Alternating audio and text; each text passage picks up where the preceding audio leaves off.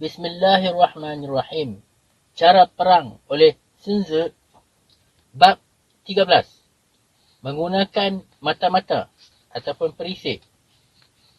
Sun Tzu berkata, membawa angkatan perang seramai 100,000 orang dan menempuh jarak yang jauh memerlukan pengorbanan yang besar terhadap sumber manusia dan sumber daya negara. Perbelanjaan harian bakal memakan jumlah sebanyak 100 aun perak. Kegemparan akan terjadi di dalam dan luar negara. Dan pasukan tentera juga bakal rebah tersungkur akibat keletihan ketika menempuh perjalanan. Maka sebanyak 700,000 keluarga akan ditimpa kesusahan dalam mencari nafkah. Pasukan musuh akan saling bertempur selama bertahun-tahun ingin merebut kejayaan kemenangan yang ditentukan dalam masa sehari. Oleh sebab itu, untuk tidak mengambil endah akan keadaan musuh hanya kerana tidak mahu mengeluarkan belanja 100 aun perak dalam membiayai perang dan tentera ialah satu puncak ketidakperi kemanusiaan. Maka mereka yang berperangai sedemikian tidak layak menjadi pemimpin, tidak akan mendapat bantuan dan tidak akan memperoleh kemenangan. Maka yang membolehkan seorang pemimpin yang bijaksana dan panglima yang bagus untuk menyerang dan menakluk dan mencapai sesuatu kemenangan yang tidak mampu dicapai oleh orang kebanyakan ialah dengan mendapat pengetahuan terlebih dahulu. Maka pengetahuan yang didapati terlebih dahulu ini tidak boleh bersumberkan semangat. Tidak boleh didapati secara aruhan melalui pengalaman atau secara pengiraan takkulan. Pengetahuan mengenai susunan pasukan musuh hanya boleh didapati daripada tentera lain. Maka dalam penggunaan mata-mata terdapat 5 jenis. Kesemuanya yang terdiri daripada mata-mata tempatan, mata-mata dalaman, mata-mata yang diambil alih daripada musuh, mata-mata yang gagal, dan mata-mata yang sedang bertahan. Maka apabila kelima-lima jenis mata-mata ini sedang menjalankan tugas, tiada seorang pun yang bakal menggali sebuah sistem rahsia. Inilah yang digelar sebagai sebuah manipulasi unggul terhadap situasi. Ia sebuah kecekapan tertinggi yang dimiliki oleh seorang penguasa. Memiliki mata-mata tempatan bermakna memanfaatkan penduduk di suatu wilayah atau jajahan. Memiliki mata-mata dalaman bermakna memanfaatkan para pegawai dalam pasukan musuh. Memiliki mata-mata yang diambil alih daripada musuh bermakna menawan mata-mata pihak musuh dan menggunakan mereka untuk manfaat kita sendiri.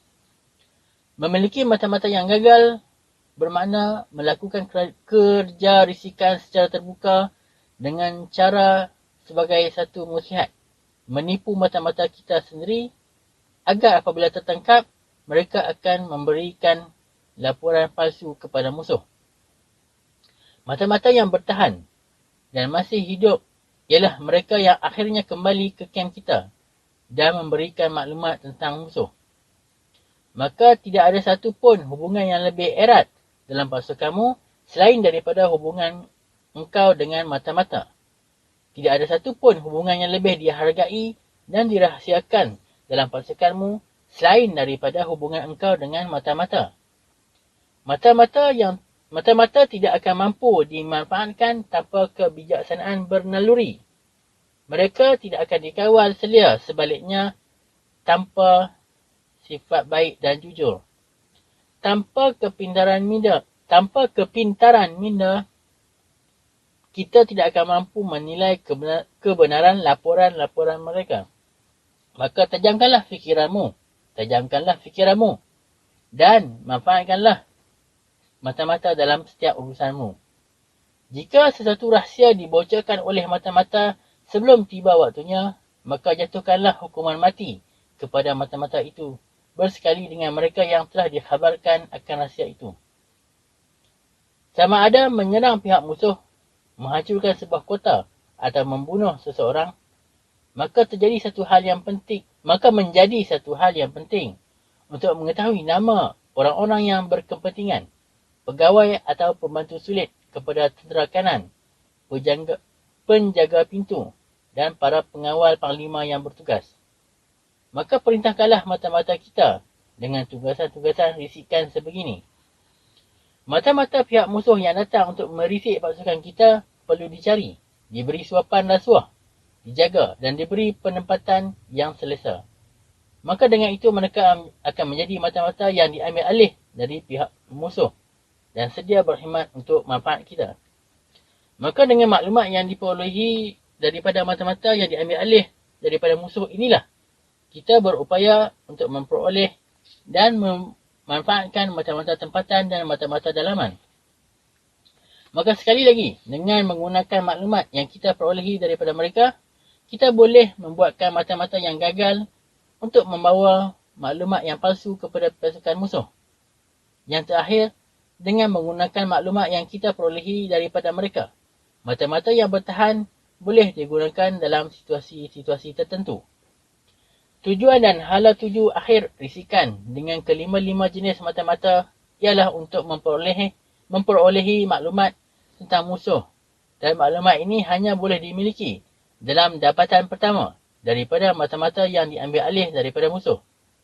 Maka oleh yang demikian, mata-mata sebegini harus dilayan dan diperlakukan dengan baik sekali. Maka pada zaman dahulu, kebangkitan dinasti Yin tidak lain adalah disebabkan oleh Yi Qi yang berkhidmat di bawah Xia. Maka seperti itu juga kebangkitan dinasti Zhou adalah disebabkan oleh Lu Ya yang berkhidmat di bawah Yin. Maka hanya pemerintah dan panglima yang bijaksana akan menggunakan takat kepintaran tertinggi dalam ketenteraan mereka, yakni dengan menggunakan mata-mata. Maka dengan itu, mereka akan memperoleh kemenangan. Mata-mata ialah unsur terpenting dalam peperangan, kerana di bahu mereka lah tergalas kemampuan bala tentera untuk bertempur.